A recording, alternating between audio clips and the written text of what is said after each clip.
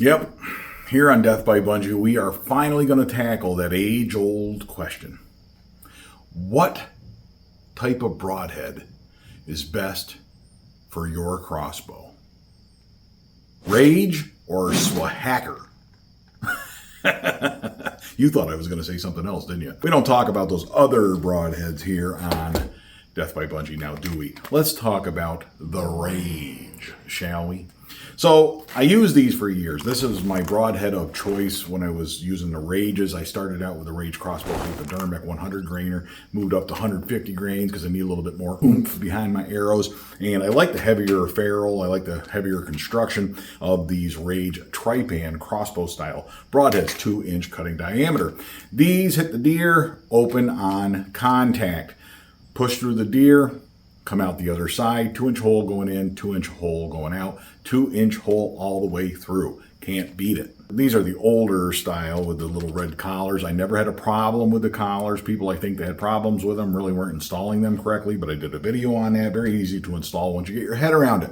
You have a responsibility when you head into the woods to use whatever gear you choose to use properly. Figure it out, right? Read the instructions. Ask people. Call the manufacturer. Ask them questions if you have questions. But in my experience, when you use these properly, they worked perfectly. Modern crossbows shooting like 140 foot-pounds of kinetic energy out of the box. Twice what the original Bunjie shoots, right? Out of the box. That has plenty of energy on impact to open one of these and still push through the other side of an animal. So if you're shooting a modern crossbow, somewhere around 400 feet per second, somewhere around a 400 grain arrow, or thereabouts, you're probably not going to have any trouble pushing these through the other side of a deer.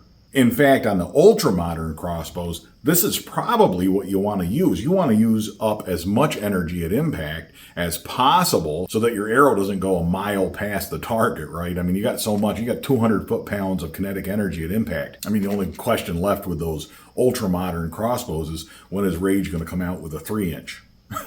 The other downside of these, in my opinion, is they don't have a practice point. Yeah, you got to take one out, sacrifice it, use it, shoot it in the backyard, see how it flies, all that good stuff. Use it up, and then I use a very small amount of JB weld to weld it shut in the best so that it's straight and everything else. And I kept all of my used ones and did the same thing so I'd have some practice points. Make sure it's the same weight and then test that in the backyard. That is one of the things that I really like about the 3-inch 150 grain number 251 crossbow broadhead from Swacker. Right there it is, the Swackers. The Swacker massive 3-inch cut, 150 grain. So it's Swacker, not Swacker. It's Swacker. It's Swacker? Swacker. No, it's Swacker. Swacker. You say it Swacker. That's how literally everybody says it. No, that's different broadheads. These are Swackers. Swacker. Still there. Okay. You can get a 2-inch broadhead anywhere, right? But with Swacker, you get a 3-inch. This is a pretty quality broadhead. I really like this, had great success with it. 3-inch cutting diameter. Now you'll notice on impact, it's only a 1-inch cutting diameter. These two little blades are what's going to go through a deer. That's going to make impact. Once the ferrule's already inside the deer and these little blades catch the hide, it opens up. It busts that little band, no problem. Opens right up in a watermelon. Remember, we saw that video, and I've got another video coming about that with a faster crossbow. Ooh. The ferrule's already inside. It's already determined the direction of that arrow going through the animal. Then these blades open up on the inside, and they come out as a 3-inch cutting diameter, so it leaves a 3-inch hole on the outside. These come with a practice point, too, which gives me a lot of confidence. It's identical to these, right? It's the same weight, but it's also the same shape, same design, and it's sharpened and everything. I mean, you can use this as a small game hunting head if you wanted to, right? I tend to use the full-on Swacker for the woodchucks. Out of your fast, ultra-modern crossbows, throw an extra band on there. They come with like 6 extra bands or something, right? I got more of these extra bands than I'll ever need. But throw an extra band on there if you're worried about them opening prematurely. And for you guys that really like the fixed blades, these are single bevel. How about that? Technically, is that a right single bevel or a left single bevel?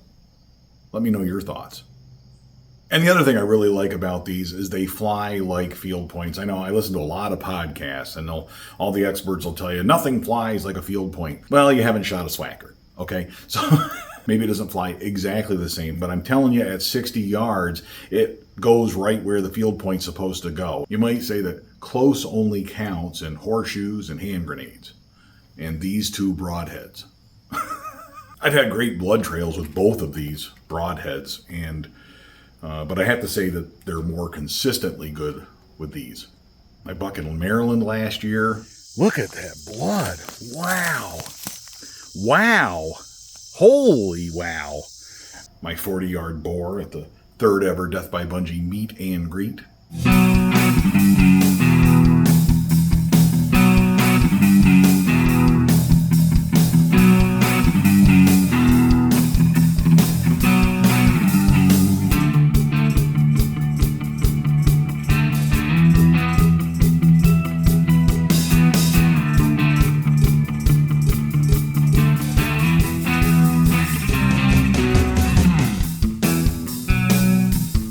For me, the choice is simple. Now, I'm not affiliated with Swacker in any way. You know that I'm not sponsored by anybody here on Death by Bunjie. I bought every one of these with my own money, just like you have to. They're pretty expensive, right? Broadheads in general are pretty expensive. This year, everything's expensive. Everything is more expensive than it was last year. Anytime you can save money, if there's a deal on this, I usually post it on the Facebook page if I get notice of a coupon code or something like that.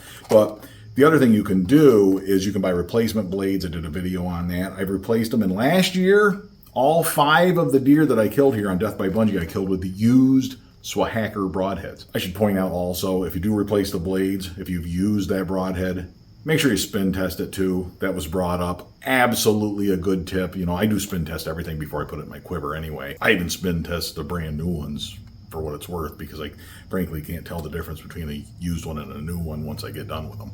The only question left is what weight to go with. And that's easy. 150 grain.